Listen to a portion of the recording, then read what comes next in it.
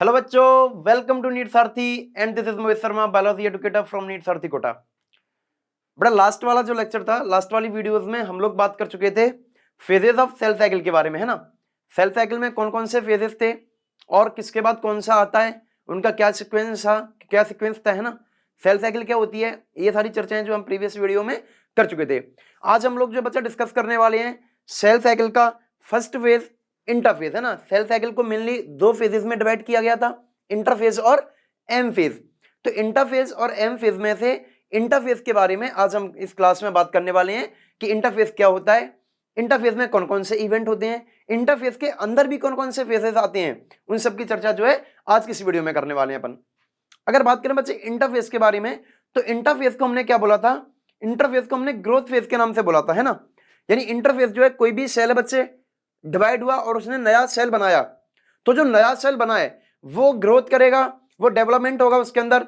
तो जो growth and development का जो फेज था, वही कौन सा फेज था, वो आपका इंटरफेज था। क्लियर है कि नहीं है।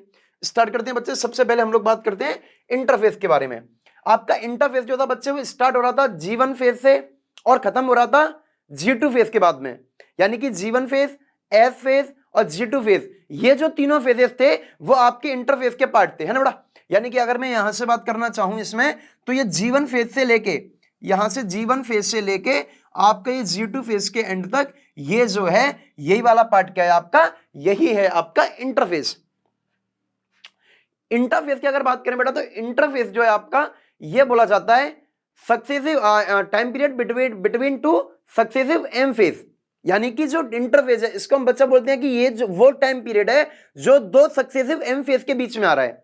एम फेज कौन सा फेज था, एम फेज था आपका एक्चुअल डिवीजन वाला फेज। और यहां आपने इंटरफेज के बारे में बात क्या की है, time period between two successive M phase. ये क्या कहना चाह रहा है ना, ये हम लोग नॉर्मली एक स्टेटमेंट पढ़ते रहते हैं कि interphase is time period between two successive M phase. तो इसका क्या मतलब है ना, यानी कि इंटरफेज को हम दो सक्सेसिव एम फेज के बीच का टाइम क्यों बोल रहे हैं, ऐसा क्यों का बोला जा रहा है ना। तो अगर देखें कि बेटा आपके पास कोई एक सेल है, आपके पास कोई एक सेल है, अब ये सेल पहले क्या करेगा, ग्रोथ करेगा, साइज में इंक्रीज करेगा, और इसके बाद में ये जो बच्चे डिवाइड कर जाएगा, क्या कर जाएगा, ये जो है आपस में दो सेल में डिवाइड कर जाएगा। ये जो टाइम पीरियड है आपका ग्रोथ का फेज है, ये क्या है आपका ग्रोथ का फेज है ना। और ये आपका डिवीजन का फेज था, जिसको मैं एम फेज मान लेता हूं, ठीक। और ये एक्चुअल डिवीजन था, यहां पर आपके सेल ने डिवाइड किया और दो नए डॉटर सेल प्रोड्यूस किए, तो ये एक एम फेज था आपका। ये क्या है आपका, एक एम फेज है। अगर मैं अब इसमें से एक ये सेल पकड़ूं, अगर दो डॉटर सेल में से अगर मैं एक ये वाली सेल पकड़ रहा हूं, तो इस सेल के साथ में क्या होगा, ये सेल भी बच्चे सबसे पहले क्या करेगी, ग्रोथ करेगी, और ग्रोथ करने के बाद में ये भी क्या करेगी, डिवाइड करके दो सेल डॉटर सेल प्रोड्यूस कर देगी इस तरह से। क्लियर है कि नहीं है। ये सेल भी क्या करेगी, ग्रोथ करेगी, साइज में ग्रोथ हुआ, ये इसका ग्रोथ फेज है, ये इसने यहां पर ग्रोथ किया, और ग्रोथ करने के बाद में इसने दो डॉटर सेल को प्रोड्यूस किया। तो ये जो डिवीजन वाला ये हुआ, जब ये डिवाइड किया तो ये भी क्या है, ये भी एम फेज है, यानी डिवीजन वाला एम फेज है। तो एक तो आपको एम फेज इधर दिखाई दे रहा है, एक एम फेज आपको इधर दिखाई दे रहा है, यानी एक एम फेज के बाद में आपके सेल ने नई सेल प्रोड्यूस की। अब सेकंड एम फेज कब है, जब आपका ये सेल डिवाइड कर रहा है, यानी कोई नया सेल बना, ये आपका नया सेल है, कोई नया सेल बना, अब ये ग्रोथ करके डिवाइड करेगा, ये ग्रोथ करके डिवाइड करेगा, और जो डिवाइड वाला है वही आपका एम फेज है। तो एक ये एम फेज और एक ये एम फेज, तो यानी कि दोनों के बीच में जो टाइम है वही तो ग्रोथ फेज है, जिसको आप इंटरफेज कह रहे हो। क्लियर है कि नहीं है। यानी कोई एक नया सेल बना, अब ये सेल आगे चल के ये बना होगा तो एम फेज से ही बना होगा। अगर कहीं किसी नए सेल का फॉर्मेशन हुआ है तो वो एम फेज से हुआ होगा, क्योंकि एम फेज मतलब पिछले सेल में डिवीजन हुआ है, तो वो एम फेज हुआ। अब एम फेज से सेल बन गया, अब ये ग्रोथ करेगा, फिर ये भी डिवाइड करेगा, तो ये भी एक एम फेज है। एक आपका बच्चे ये एम फेज जिससे ये सेल बनाए, एक वो एम फेज जब ये सेल डिवाइड कर रहा है, तो ये दो एम फेज हैं, और दोनों एम फेज के बीच में एक ग्रोथ का टाइम पीरियड आया है, वही आपका क्या है, वही इंटरफेज है। यानी कि टू सक्सेसिव एम फेज के जो बीच का टाइम होता है वही आपका क्या कहलाता है, वही है आपका इंटरफेज। बोलो क्लियर है कि नहीं है। इंटरफेज का स्टेटमेंट समझ में आया कि नहीं आया, कि आपका जो इंटरफेज है बच्चे, वो दो सक्सेसिव एम फेज के बीच का टाइम पीरियड होता है। और अगर बात कर रहे थे बच्चे, तो इंटरफेज जो होता है आपकी टोटल सेल साइकिल का लगभग 90 से 95% जो है वो इंटरफेज ही रहता है। अब अगर इंटरफेस के बारे में और देखें कि इसमें कौन कौन से फेजेस होते हैं, तो बच्चे जो इंटरफेस का सबसे पहला फेज होता है वो होता है हमारा जीवन फेज। यानी ये जो जीवन फेज है ये है बच्चे अपना इंटरफेस का सबसे पहला फेज। सबसे पहले बात करते हैं जीवन फेज के बारे में। बच्चे जो जीवन फेज है ये आपकी ये ग्रोथ फेज है ना, इसमें सेल की क्या बच्चे ग्रोथ होगी। जैसे मान के चलो आपका कोई एक नया सेल बना, अब ये नया सेल बना तो अब ये ग्रोथ कर रहा है, ठीक है। तो यानी कि यहां आपका कोई एम फेज के बाद में यहां कोई नया सेल बना, रेडी हुआ, अब ये सेल ग्रोथ करेगा और ये एंटर करेगा जीवन फेज में।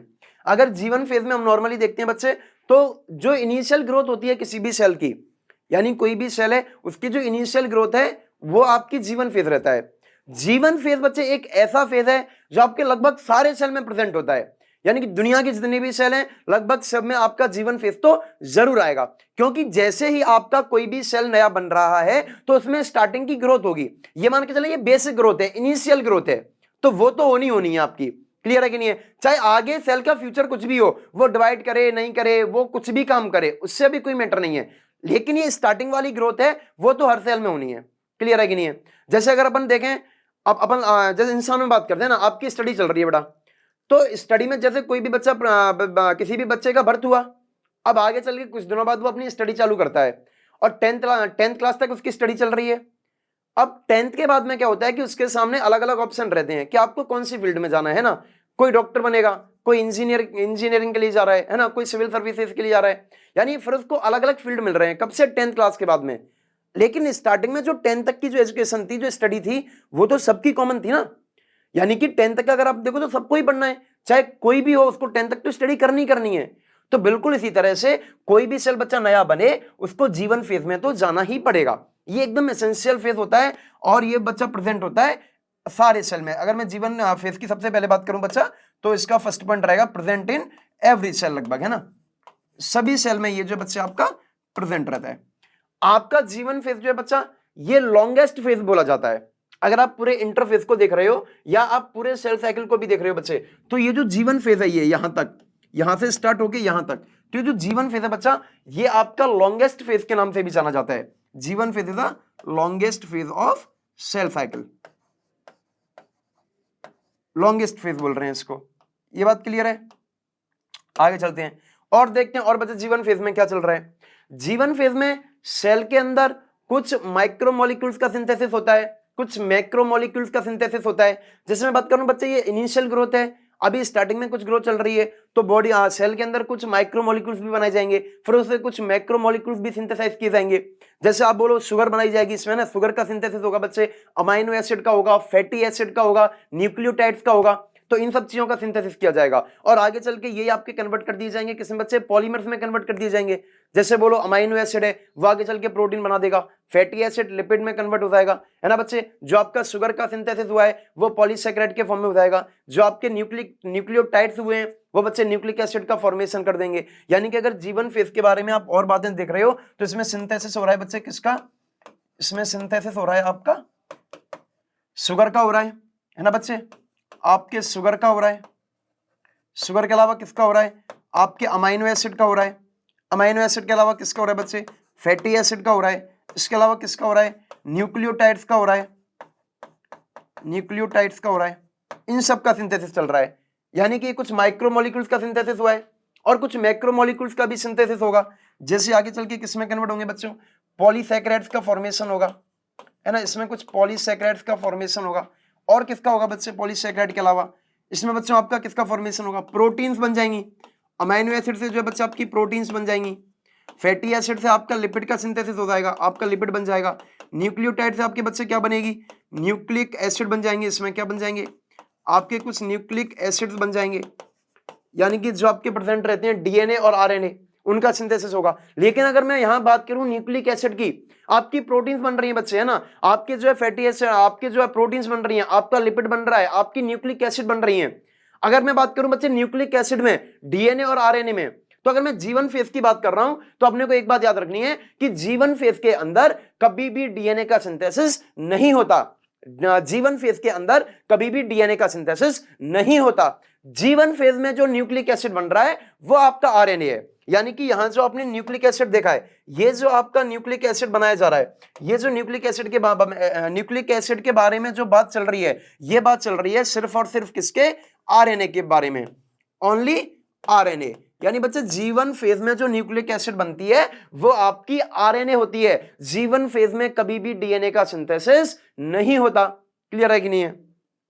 अब ये जो है बच्चे आपके इनिशियल फेज था, जिसमें इनिशियल ग्रोथ चल रही थी, स्टार्टिंग का फेज था, इसमें जो भी जरूरत की चीजें थी है ना, यानी कि जो भी ग्रोथ के लिए आपकी चीजों की जरूरत थी वो सब बन गए, और जीवन में क्या हुआ, आपके बच्चों साइटोप्लाज्म इंक्रीज हुआ और साइज की ग्रोथ हो गई, साइज इंक्रीज हुआ है ना, यानी कि इसमें और आपको जीवन में क्या क्या देखने को मिला बच्चे, आपका साइज इंक्रीज हो गया। क्या हो गया, आपका साइज जो है सेल का वो इंक्रीज हो गया, और साइटोप्लाज्म की अमाउंट में भी इंक्रीमेंट हो गया। ये जो सारी चीजें थी ये आपके जीवन फेज की कहानी थी है ना, यानी कि स्टार्टिंग का फेज है, इसमें आपकी इनिशियल ग्रोथ चल रही है, और इनिशियल ग्रोथ के लिए जो जो चीजें रिक्वायरमेंट है उनका सिंथेसिस हो रहा है ना, कुछ प्रोटीन्स भी बनाई जा रही हैं। प्रोटीन्स कौन सी बच्चे, जीवन फेज में आपकी मेनली एंजाइमेटिक और स्ट्रक्चरल प्रोटीन का सिंथेसिस होता है, यानी या तो स्ट्रक्चरल प्रोटीन्स बनेंगी या फिर जो है बच्चे आपकी जो है एंजाइमेटिक प्रोटीन्स बनेंगी। ये बात क्लियर है कि नहीं है? ये होती है अपनी कहानी जीवन फेज के बारे में। अब जीवन फेज के बारे में, जब जीवन फेज कंप्लीट होता है किसी सेल का, जब किसी सेल का जीवन फेज कंप्लीट होगा तो आपका सेल एंटर करता है next phase of cell cycle, यानी इंटरफेज के नेक्स्ट फेज में, वो है आपका एस फेज। वो कौन सा है, आपका एस फेज। लेकिन सारे सेल बच्चे एस फेज में एंटर नहीं करते है ना। देखो अब क्या हुआ, आप एस फेज में जाओगे तो यानी कि आप सेल साइकिल करवा रहे हो है ना, आगे चल के एस फेज, उसके बाद आप लोग G2 फेज, उसके बाद आप लोग M फेज में जाओगे और सेल को डिवाइड करवा दोगे, फिर जीवन फेज में आएगा, फिर वो S फेज में जाएगा, G2 फेज में, M फेज में, फिर सेल डिवाइड कर देगा। यानी ऐसे जो है बच्चे सेल हमेशा डिवाइड ही करता रहेगा। आपको बॉडी के अंदर ऐसे सेल्स भी चाहिए जिनके अंदर डिवीजन कैपेबिलिटी ना हो और वो किसी पर्टिकुलर फंक्शन के लिए स्पेशलाइज्ड कर दिए जाएं और कोई अपना फंक्शन को परफॉर्म करें, है ना। जैसे मैं बात कर रहा हूं अपने न्यूरॉन्स के बारे में, नर्व सेल्स हैं, वो तो डिवाइड नहीं कर रही है, वो तो डिवाइड नहीं करती ना, यानी कि उसके अंदर तो ये सेल साइकिल चल ही नहीं रही है।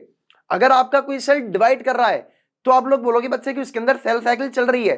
अगर कोई सेल ऐसा है जिसके अंदर डिवीजन कैपेबिलिटी है ही नहीं, डिवीजन एबिलिटी नहीं है, वो डिवाइड ही नहीं कर रहा, तो हम क्या बोलेंगे कि उसके अंदर बच्चे जो है सेल साइकिल कंप्लीट नहीं है और वो सेल साइकिल से बाहर निकल चुका है।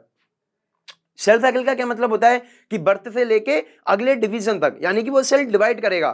क्लियर है कि नहीं है? अगर वो डिवाइड कर रहा है तो हम बोलेंगे कि सेल साइकिल कंप्लीट है, और अगर वो डिवीजन तक नहीं पहुंचा है बच्चे, एम फेज तक नहीं पहुंचा है, तो हम बोलेंगे कि उसमें डिवीजन कंप्लीट नहीं हुआ है, यानी कि सेल साइकिल भी कंप्लीट ही नहीं हुई। यानी यहां से हमें यह समझ में आया कि कई सारे ऐसे सेल्स भी होते हैं बच्चे, वो अपनी सेल साइकिल को कंप्लीट नहीं करते और उनकी जो सेल साइकिल है वो हमेशा इनकम्प्लीट रहती है, क्योंकि सेल साइकिल कंप्लीट सिर्फ तब बोली जाएगी जब आपका सेल डिवाइड कर चुका होगा। और कुछ सेल ऐसे भी हैं बॉडी के अंदर बच्चे जो कभी डिवाइड नहीं करते, तो इसका मतलब ये है कि उनकी सेल साइकिल कंप्लीट ही नहीं हुई है, यानी कि इनकम्प्लीट सेल साइकिल है उनकी। ये ऐसा क्यों होता है बच्चे? जब देखो आपका कोई सेल जीवन से एस फेज में एंटर करता है, तो जीवन से एस फेज में एंटर करने से पहले उसको एक चेक पॉइंट से होते हुए निकलना पड़ता है। जीवन और एस के बीच में बच्चे एक चेक पॉइंट होता है जिसको हम कहते हैं जीवन एस चेक पॉइंट। इसको हम किस नाम से जानते हैं बच्चे? जीवन एस चेक पॉइंट के नाम से जाना जाता है ये चेक पॉइंट। क्लियर है कि नहीं है? जीवन एस चेक पॉइंट। और इस जीवन एस चेक पॉइंट पे बच्चे ये जो जीवन चेक पॉइंट है, यही ये हमें सेल को बताया जाता है कि सेल का फ्यूचर क्या है। किसी सेल को आगे चल के डिवाइड करना है या किसी फंक्शन के लिए जो है बच्चे किसी स्पेशलाइज्ड होके किसी फंक्शन को ही परफॉर्म करते रहना है। ये जो उसके आगे दो कंडीशन है बच्चे ना, यानी जीवन तो देखो हर सेल में होना है। यहां फिर से वही बात है कि जीवन तो हर सेल में होगा क्योंकि इनिशियल ग्रोथ है, तो स्टार्टिंग की ग्रोथ तो हर सेल के अंदर होगी। अब इसके बाद में यहां जब वो जीवन के एंड पे पहुंचा, यानी बच्चा जब 10th क्लास तक पहुंच चुका है, उसकी जो बेसिक स्टडी है वो कंप्लीट हो चुकी है, अब उसके सामने ऑप्शन है कि तुम क्या करना चाह रहे हो। क्लियर है कि नहीं है? इसी तरह से जीवन के एंड में एक चेक पॉइंट मिलता है, जीवन चेक पॉइंट, और चेक पॉइंट में डिसाइड किया जाता है कि सेल का फ्यूचर क्या है। आपका सेल जो है डिवाइड करने वाला है या फिर वो किसी फंक्शन के लिए स्पेशलाइज्ड होकर उसके फंक्शन को परफॉर्म करने वाला है। ये जो दो कंडीशन है, ये कंडीशन आपकी तय की जाएंगी बच्चे किस पे? जीवन चेक पॉइंट पे। और अगर आपका सेल बच्चे डिवाइड करने वाला है तो वो सेल चला जाएगा एस फेज में और आगे की सेल साइकिल को कंप्लीट करके वो क्या करेगा बच्चे? डिवाइड कर जाएगा। ये कहानी बनती है। और अगर कोई सेल डिवाइड करना ही नहीं चाह रहा, यानी कि आपको किसी सेल को डिवाइड करवाना ही नहीं है, आपने बोला कि सेल का जो फ्यूचर है बच्चे वो डिवीजन के लिए नहीं है, यानी ये डिवाइड नहीं करेगा बल्कि ये कुछ फंक्शन दे दिए जाएंगे और ये अपने फंक्शंस को परफॉर्म करेगा। तो उस कंडीशन में क्या होता है बच्चे कि G1 चेक पॉइंट पे आपका सेल जो है सेल साइकिल को एग्जिट करता है और एक नए फेज में जाता है जिसको आप लोग बोलते हो G0 फेज, जिसको आप लोग जानते हो बच्चे G0 फेज के नाम से। किस नाम से? G0 फेज के नाम से। यानी कि अगर कोई सेल बच्चे डिवाइड करने वाला है आगे भी तो फिर वो G1 से एग्जिट करके जाएगा S फेज में और G1 के बाद में बच्चे S फेज से वो आगे चल के डिवाइड कर जाएगा। लेकिन अगर कोई सेल को डिवाइड नहीं करना और कुछ फंक्शन परफॉर्म करने के लिए स्पेशलाइज्ड हो जाना है, उसको डिफरेंशिएट हो जाना है, तो वो क्या करेगा G1 से सेल साइकिल को एग्जिट कर देगा, G1 चेक पॉइंट पे एग्जिट कर देगा सेल साइकिल और सेल साइकिल को एग्जिट करने के बाद एंटर कर जाएगा G0 फेज के अंदर और G0 फेज में बच्चे वो अपने फंक्शन को परफॉर्म करता रहेगा। ठीक है, क्लियर है कि नहीं है? G0 फेज जो है बच्चे, G0 फेज जो है इसको हम लोग क्वेसेंट फेज के नाम से भी जानते हैं, चाहे इसको बोलो G0 फेज या फिर बोलो इसको क्यूसेंट फेज। क्लियर है कि नहीं है? बहुत बढ़िया। अब मैं बोलूं कि G0 फेज में क्या कोई सेल अगर एंटर करेगा G0 फेज में तो क्या ये कभी यहां सेल साइकिल में वापस आ सकता है? अगर आपने क्या किया G1 चेक पॉइंट पे किसी सेल को सेल साइकिल से एग्जिट किया और G0 फेज के अंदर डाल दिया तो क्या ये सेल कभी वापस आपका सेल साइकिल में एंटर करके और S फेज में जाके और G2 फेज में जाके M फेज में जाके डिवाइड कर लेगा? बिल्कुल, ये बात बिल्कुल बच्चे बिल्कुल सही है। आपका सेल अगर सेल साइकिल को एग्जिट कर चुका है और G0 में एंटर कर गया है तो जरूरत पड़ने पे अगर कभी आपको सेल को डिवाइड करवाने की जरूरत पड़ी तो वो सेल G0 से वापस एंटर आ सकता है किसमें? सेल साइकिल में, और वो फिर से बच्चे क्या करेगा S फेज में एंटर करेगा और डिवाइड कर देगा। यानी कि G0 फेज जो है बच्चे ऐसा नहीं होता है कि अगर कोई सेल G0 में एंटर कर गया तो वो कभी डिवाइड ही नहीं करेगा। जब तक वो G0 में तब तक डिवाइड नहीं करेगा, लेकिन जरूरत पड़ने पर वो G0 से फिर वापस आएगा आपके G1 फेज में, इस चेक पॉइंट से आगे निकलेगा और वो S फेज में जाके आगे चल के क्या करेगा बच्चे? डिवाइड कर जाएगा। ये कहानी थी हमारी किसके बारे में? G1 फेज के बारे में। यानी G1 चेक पॉइंट पे पहुंचा सेल, अब G1 चेक पॉइंट पे उसके पास अलग अलग कंडीशन है, या तो वो क्या करे बच्चे डिवाइड करे तो S फेज में चला जाए, और अगर वो डिवाइड नहीं कर रहा है तो वो G0 में चला जाए और किसी फंक्शन के लिए स्पेशलाइज्ड हो जाए। अब बात करें सेल साइकिल के बारे में तो सेल साइकिल का मतलब क्या है? डिवीजन तक, है ना? यानी हमें आगे के फेजेस भी पढ़ने हैं तो हमारे पास कौन सी कंडीशन है कि आपके सेल को डिवाइड करना है और G1 से निकल के वो एंटर कर चुका है F फेज में। G1 फेज के बारे में देखा कि क्या क्या हो रहा है, नॉर्मल ग्रोथ वगैरह चल रही है, ग्रोथ फेज है, इनिशियल ग्रोथ चल रही है जो कि लगभग सारे सेल्स में होगी। अब उसके बाद आपका सेल बच्चा एंटर करेगा S फेज में जो कि आपका इंटरफेज का सेकंड फेज है जिसको आप सिंथेटिक फेज के नाम से भी जानते हो। तो बच्चे जो S फेज होता है, S फेज के अंदर क्या होता है आपका? S सिंथेटिक फेज, यानी कि सिंथेसिस होगा बच्चे किसका? डीएनए का, यानी डीएनए रेप्लिकेशन इधर होगा, यहां क्या होगा बच्चे? आपके डीएनए का रेप्लिकेशन होगा। यानी अगर हम S फेज के बारे में बात कर रहे हैं, हम लोग बच्चे बात कर रहे हैं S फेज के बारे में, तो यहां आपका क्या काम होगा? एक तो होगा बच्चे डीएनए रेप्लिकेशन, है ना? आपका डीएनए रेप्लिकेशन मतलब डीएनए डबल हो जाएगा, है ना? Duplication of DNA. अगला क्या होगा बच्चे? यहां पर और भी फंक्शन हो गए, जैसे एस फेज में क्या होता है बच्चे? एस फेज का जो एंड होता है, एंड ऑफ एस फेज में आपका क्या होगा? आपका बच्चा जो सेंट्रियोल प्रेजेंट होता है, जो आपका सेंट्रियोल प्रेजेंट होता है वो सेंट्रियोल भी डिवाइड कर जाता है। यानी कि यहां पर आपका होगा बच्चों डिवीजन ऑफ सेंट्रियोल। एक तो आपका हुआ डीएनए रेप्लिकेशन, सेकंड होता है आपका डिवीजन ऑफ सेंट्रियोल। सेंट्रियोल का भी डिवीजन होगा यहां पर। यानी कि ये जो दो मेन फंक्शन है जो आपके एस फेज में होते हैं। अब यहां इस चीज को देखेंगे बेटा, ये जो आपका डीएनए रेप्लिकेशन है, यानी कि जो न्यूक्लिक एसिड का जो सिंथेसिस हुआ है बच्चे, है ना, जो आपका डीएनए डबल हुआ है वो कहां हो रहा है? एस फेज में। यानी कि न्यूक्लिक एसिड में से बच्चे आरएनए बना आपका G1 फेज में। यानी G1 फेज में जो न्यूक्लिक एसिड सिंथेसाइज हो रही है वो सिर्फ आरएनए की। ऐसा क्यों?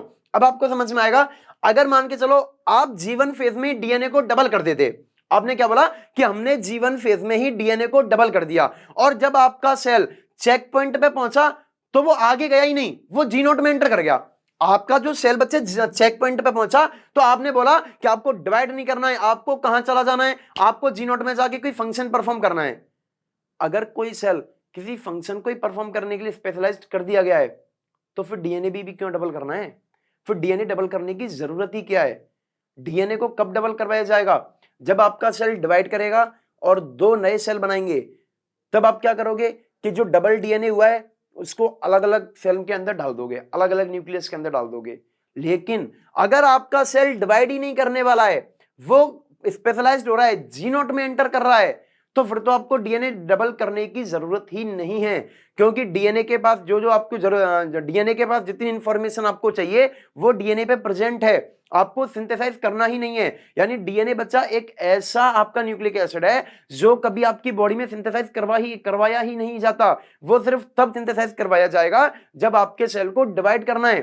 बल्कि फालतू का आपको डीएनए बढ़ाने की जरूरत ही नहीं होती, क्योंकि जितनी आपको जरूरत है उतना डीएनए आपको पेरेंट से मिल चुका है। डीएनए का जो डुप्लीकेशन हो रहा है मतलब आपका जो है सेल डिवाइड करने वाला है। यानी कि अगर आपका सेल एफ फेज में एंटर कर चुका है और डीएनए रेप्लिकेशन हुआ है, इसका मतलब क्या है कि डेफिनेटली आपका सेल डिवाइड करने वाला है। यानी यहां आप नहीं बता सकते कि आगे चल के आपके सेल का क्या फ्यूचर है, लेकिन अगर आप यहां अपने सेल को देख रहे हो, एफ फेज में देख रहे हो, तो यहां आप बता सकते हो कि आपका सेल 100% क्या करने वाला है, डिवाइड करने वाला है। यानी कि अगर कोई सेल एफ फेज में एंटर किया है, डेफिनेटली वो डिवाइड करेगा।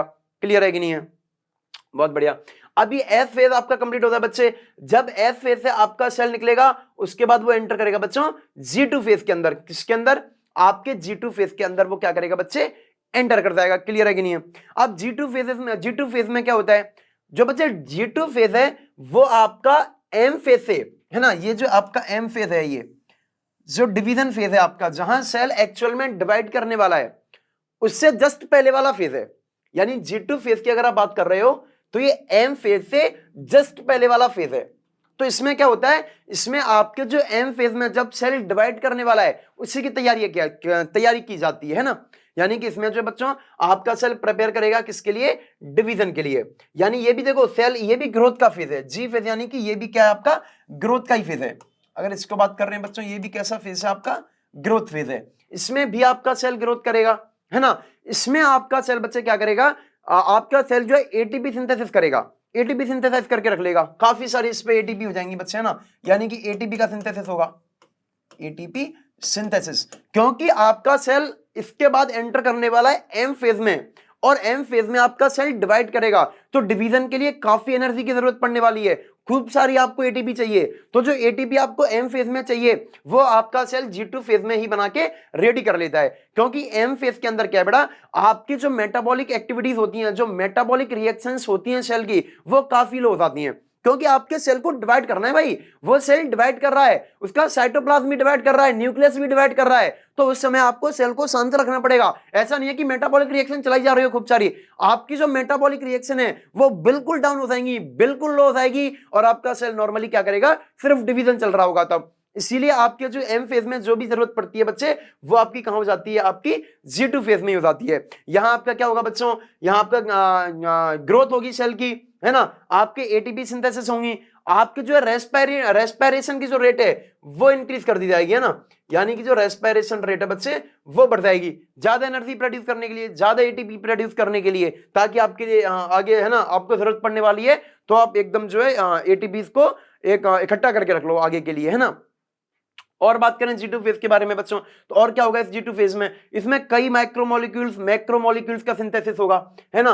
यानी कि सिंथेसिस ऑफ मैक्रोमोलिक्यूल्स का सिंथेसिस किया जाएगा, काफी सारी चीजें बनाई जाएंगी, क्योंकि आपको क्या होने वाला है आगे एम फेज में आपको जरूरत पड़ने वाली है। तो जो तैयारी है वो सारी आपकी G2 फेज के अंदर कर ली जाती है। बोलो क्लियर है कि नहीं है, क्लियर है कि नहीं है? और जब आपका सेल G2 फेज से बाहर निकलेगा और एंटर करेगा एम फेज में, उस समय पर भी क्या होगा बच्चे, आपको एक और चेक पॉइंट मिलेगा, जिसको आप लोग बोलते हो G2 चेक पॉइंट या फिर G2M चेक पॉइंट।